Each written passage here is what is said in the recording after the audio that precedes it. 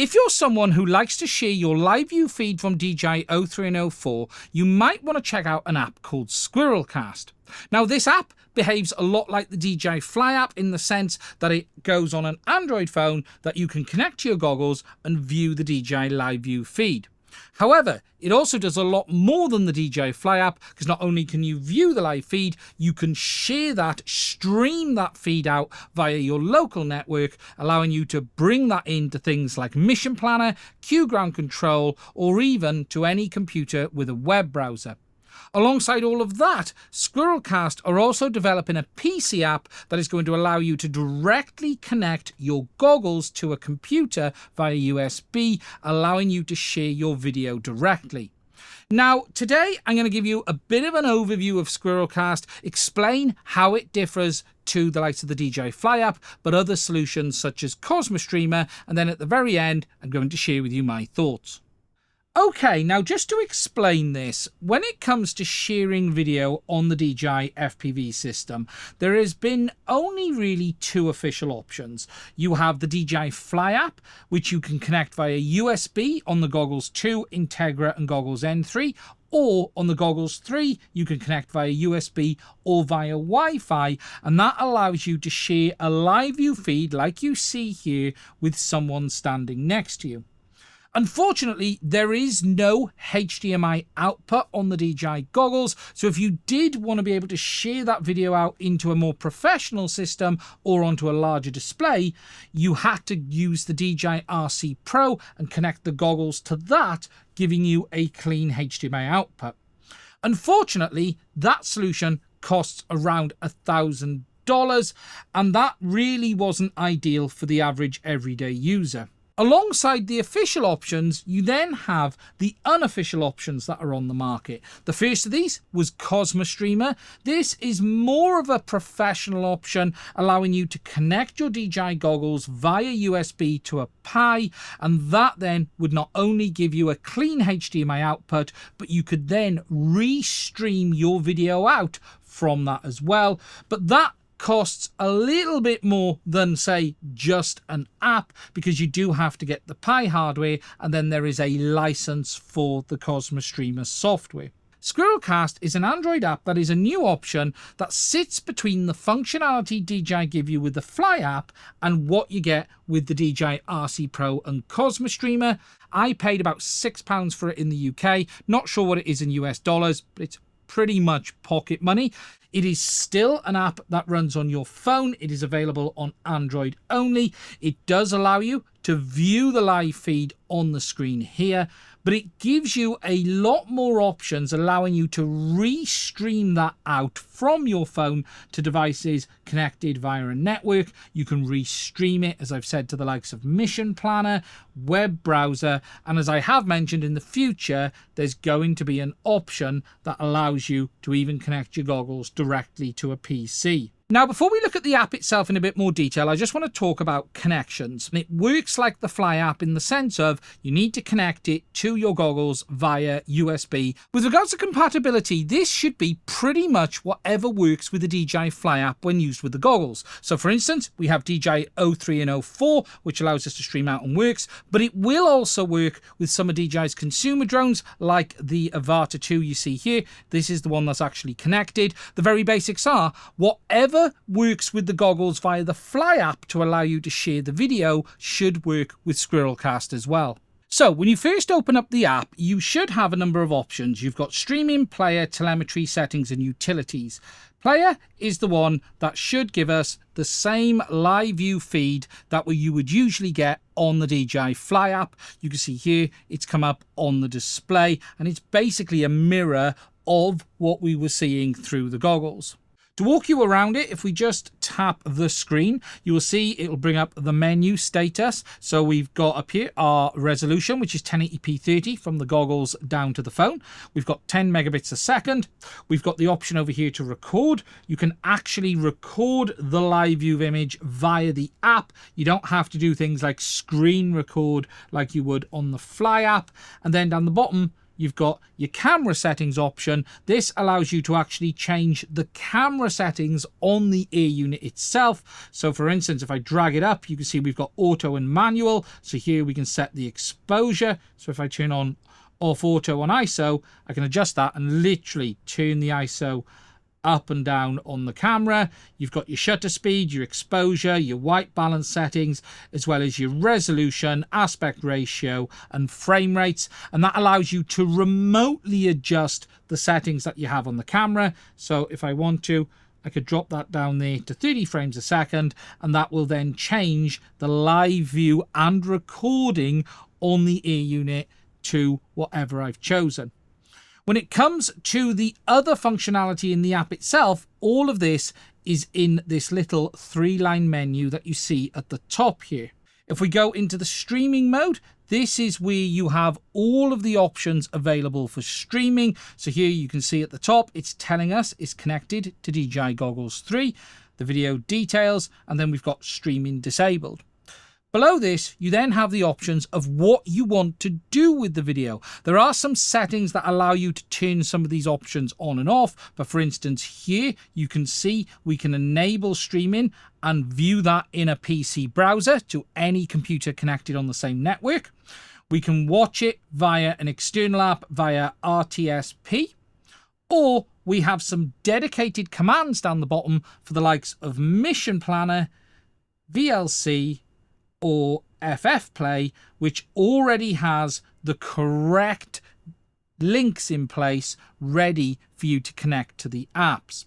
What's really cool is once you enable this, it allows you to then stream that live view feed out from your phone to those devices which are on the same network. To demonstrate this, I'm going to start streaming, and then if I hop over to my desktop view on my browser, I'm going to hit enter onto the web address, which was 192.168.4.129. And as I'm on the same network, you can now see that that view has come up on the screen. You can see SquirrelCast Live is showing. From here, we have the same live view that I was seeing on the actual phone itself. If I just jump to the overhead, you can now see that it is saying streaming enabled 1 viewer, and that is what you're seeing there from the actual phone. There are a few options you have on this. You have the start record option.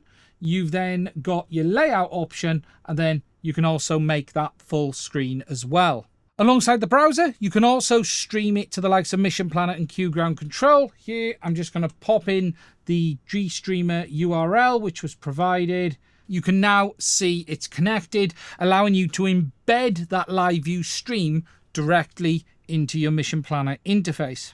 In Q Ground Control, this is very similar. Under the main application settings under video, I've simply put in the address for the RTSP stream, and then that has connected down below. We then have the option of swapping between these two if we want to, and we've got that window integrated again into our ground station for us. Alongside those streaming options, there's also a dedicated Squirrel Receiver app, and if using the Goggles 3, you can actually connect your goggles to that computer via Wi-Fi directly and stream straight to the app. Today, you can only do this with the Goggles 3, but in the future, they are going to be adding a wired connection option as well. Now, before you can do this, you're going to need to go into the app, go down to Utilities, and under here, you will find the Goggles Wi-Fi settings for your DJI Goggles 3. Now, to enable the wireless option, it is the same as you would do it to do wireless streaming to your phone. You simply go into the top menu and select the wireless streaming. Here, though, you will find the important information you will need for your computer, which is the SSID as well as the Wi-Fi password, and you will need to connect to your goggles on your computer with this information before the video will stream in. And once connected, you should then get the live view in the Squirrel Receiver app. Just to note, you will need to activate this app the first time you use it. I'm not going to show you how to do that here today, but it's pretty straightforward. You get a license key from the app down below at the bottom, and then upload it, and then you will get the live view on the screen as you see it here. As I've said today, this only works wirelessly with the Goggles 3, but they are hoping to add USB support as well in the future. Alongside the streaming and player windows, we also have telemetry. Now, this works for DJI's consumer drones when used with the goggles, Avata 2, Neo 2. It brings up our live view video at the top. We then, below this, have a map view, which we can move around. And then it gives us the drone's telemetry information at the bottom. So you can see the current speed, altitude, all of the basics. You've even got battery cell voltages listed down there as well. Quite a nice view. Now, alongside DJI's consumer drones, you can also use the telemetry feature with 03 and 04 via the Express LRS backpack functionality. I have had to update this to the master version, but I've got the phone connected to the radio via the Express LRS backpack, and you can see I've got a quad here just off the side, and we're getting some telemetry from that now. For instance, you can see the battery level there is showing 41% or 3.73 volts a cell. I don't have everything connected because it's not in the air, but it's just to demonstrate that it does bring the telemetry through to the app. If I just pick this quad up and move it, I don't know if anything else will show up on the display. There you go. You can start to see that that has updated. That has changed on the screen. The heading has changed. You can see the heads-up display down here is changing as well. There are lots of different settings for this, for the update rates and things like that. But I did just want to demonstrate that you can use that functionality with the normal 03, 04 systems with Express LRS as well. And then finally, you got the main settings. Now, under here is where you'll find some of the streaming options. When you first open the app under streaming, you may find these options down the bottom here are not shown. That is because under settings at the top, you have the option of browser only, external apps only, or browser plus external. I think it comes set to browser only when you first do it. So when you go in, you can see you can only have those options there. But if you go into settings and set browser and external, that then will bring up all of the options as you see it. Under there, we've also then got custom port options, the presets for the RTSP. You've got your own option to add another preset. You've got your then track, auto follow, web telemetry export, allow map to pan and zoom options. You've got your telemetry units, your widget sizes, your map transparency options, your Express LRS telemetry options, your start screen, which is which one do you want it to come onto as standard. And then you've got your additional options, including things like auto record. Really, there is a huge amount of options in this app available. It goes well beyond what DJI give you in the Fly app. As I've said, it definitely sits between the Fly app and Cosmos Streamer. Cosmos Streamer allows you to do a lot of stuff on separate hardware, whereas this is allowing you to do it directly from your phone.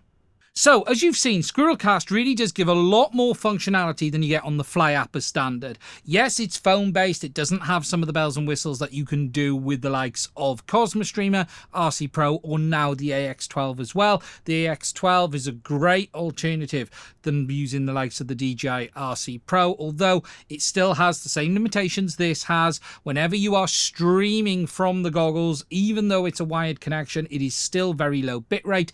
The image quality you're going to get is entirely dependent on what system you're using. So for instance, initially I showed you it on the Avata 2, which looked really, really clear. The rest of that was then recorded on an 04 Lite ear unit. The image quality from the streamed video is not only dependent on the ear side that you're using, but the quality of the camera. It isn't going to be the out and out same quality that you get from the goggles itself, and that also applies to latency as well. The latency is going to be 100 milliseconds plus. It is not going to be the low latency that you see through the displays in the goggle as a result of the inherent internal weaknesses there are with DJI's streaming system.